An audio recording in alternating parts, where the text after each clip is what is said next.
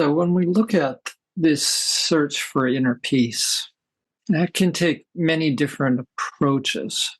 And the approach that creates true transformation and true integration is one that's based on our inner experience, where acceptance is based on our inner state rather than on a philosophy, rather than on thinking or concepts or even magical incantations. When we're cultivating the heart, when we're sitting intuitively and looking at what the spiritual heart holds, we then open to realization. And with that realization, a shift takes place in our experience of life. We don't base transformation on thinking, because when we try to do that, we just are using the mind to try to force itself into changing. We end up chasing ourselves in circles, trying to adopt an idea when acceptance at its root is not idea-based. Acceptance is an expression of the heart. It's an expression of wholeness, which allows life to unfold with deep trust, with a deep knowing that all life unfolds with a higher order. The unfortunate part of this facet of the heart and all the facets of the heart is that we have to use language to describe them. Language points to them. This is similar to somebody pointing to the moon to show someone who doesn't speak English what the moon is. When we say that's the moon, they can mistakenly think our pointer finger is the moon. In this case, with the word acceptance, the words just point to a fundamental experience of the universal heart.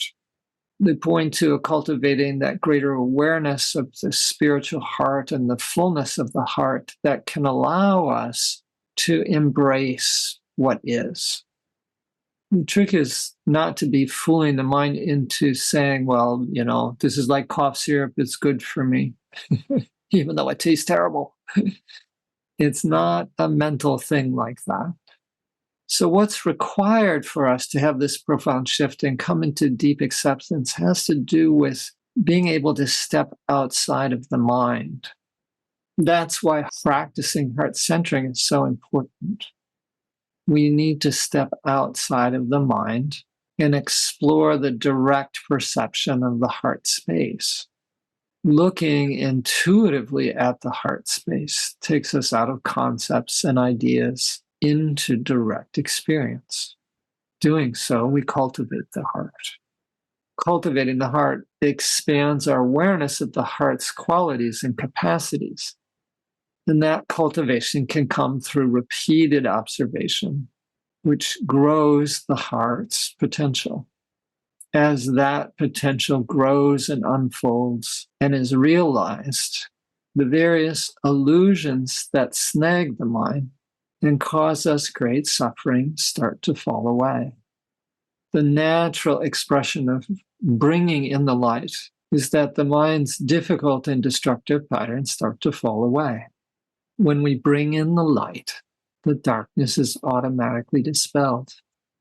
When we heart center, accessing that field of peace, bliss, and love, it gets quickly integrated into everything that we do. An expansion of universal love occurs with the practice of heart centering. And over time, this creates a snowball effect.